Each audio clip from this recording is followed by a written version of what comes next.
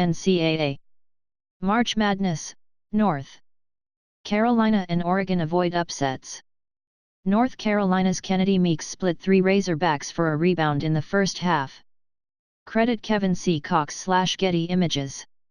How to watch or stream: CBS, True TV, TNT, TBS, NCAA.com, and the NCAA March Madness Live app. Oregon comes back to beat Rhode Island. Oregon is moving on to the round of 16 after coming from behind to beat upstart number 11 seed Rhode Island, 75-72. Down by 8 at halftime, and by 11 with 13 minutes remaining, the Ducks leaned on sophomore Tyler Dorsey, 27 points, and junior Dylan Brooks, 19 points, to climb back in it. Rhode Island got a huge performance from Stanford Robinson, who scored 21 points off the bench on October 12 field goals, including a tip-in with 2:11 left to give Rhode Island a 72-68 lead. A three-pointer by Tyler Dorsey tied it 30 seconds later. He would put Oregon up again with 30 seconds left after burying another three. Continue reading the main story. Down 75-72, with no timeouts, Rhode Island had one last chance to tie the game. But a long three-pointer by E.C. Matthews, defended by Jordan Bell, sailed long. Tar Heels escape Razorbacks charge. Well, that was interesting. North Carolina narrowly avoided being the second number 1 seed to get knocked off in the opening weekend.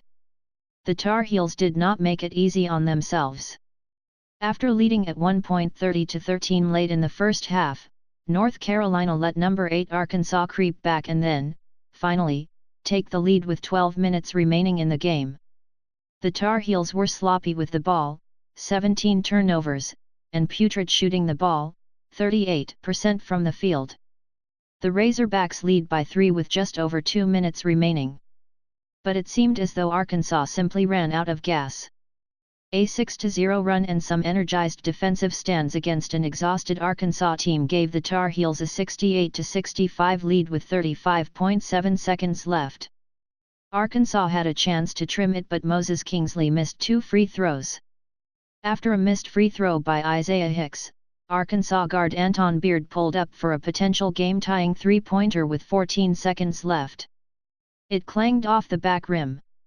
Arkansas went scoreless in the final 3 minutes 31 seconds of the game. North Carolina won with its defense, because its offense looked very out of sorts. USC and Baylor locked in a tight game.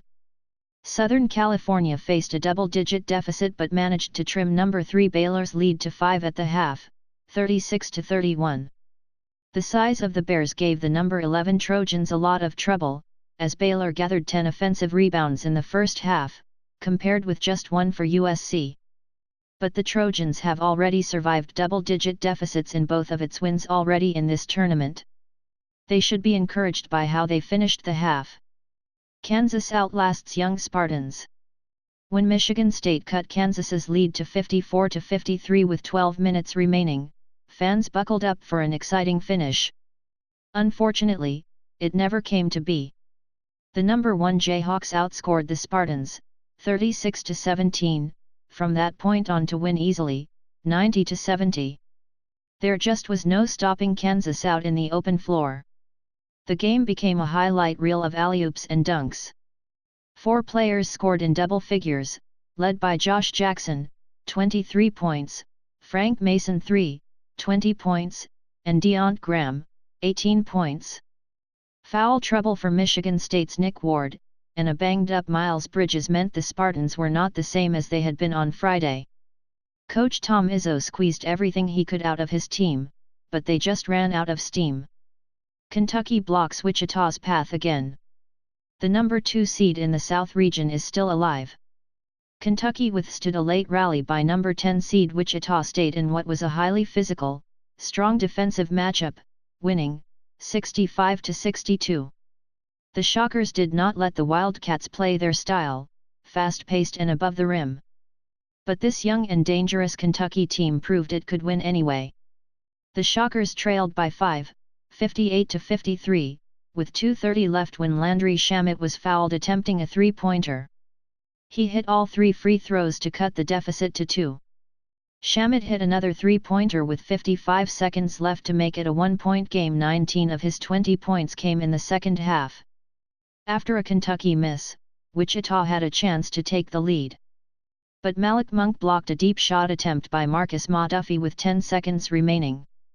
It was one of 2 blocks on deep shots in the closing seconds that sealed the win and showed how good Kentucky's perimeter defenders can be at closing out. After Monk connected on 2 free throws, making it a 3-point game, the Shockers still had a chance. But Bam Adebayo blocked Shamet's 3-point attempt as time expired. The Wolverines' magical run rolls on. Now it's getting serious. Number 7 Michigan's improbable run continued Sunday as it stormed back from a 9-point second-half deficit to upset number 2 Louisville, 73-69, in Indianapolis. The Wolverines have not lost since that plane incident before the Big Ten tournament. Now they are heading to the round of 16. Sophomore forward Emma Wagner had a huge second half, finishing with a career-high 26 points on 11 of 14 field goals to lead Michigan. A Louisville steal and a layup out of the full-court press made it a 2-point game with just under a minute.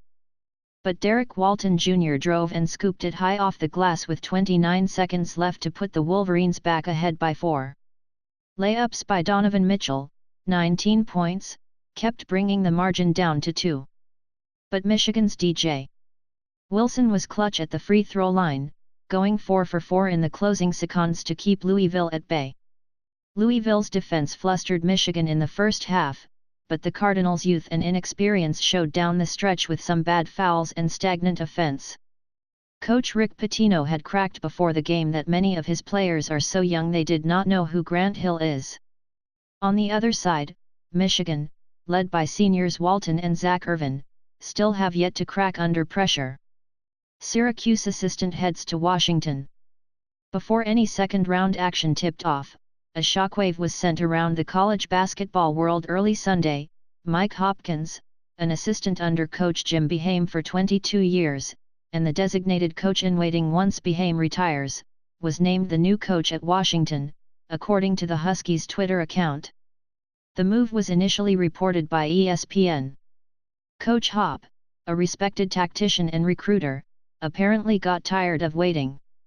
Though he has had offers to leave Syracuse in the past, Hopkins had always remained at the Hall of Famer Boeheim's side. Boeheim has said repeatedly he intended to retire after the 2017-18 season. Now, that might have to be seriously re-evaluated. Or perhaps Hopkins knew it already was. Hopkins, a Southern California native, played for Syracuse and began coaching there in 1995. At Washington, he will inherit a program that had the number 3 recruiting class in the nation, according to ESPN, although a lot of that depends on what happens with the top prospect Michael Porter, Jr., who has indicated he might reopen his recruitment. It was certainly not a good weekend for Syracuse, which lost in the second round of the NIT on Saturday to Ole Miss.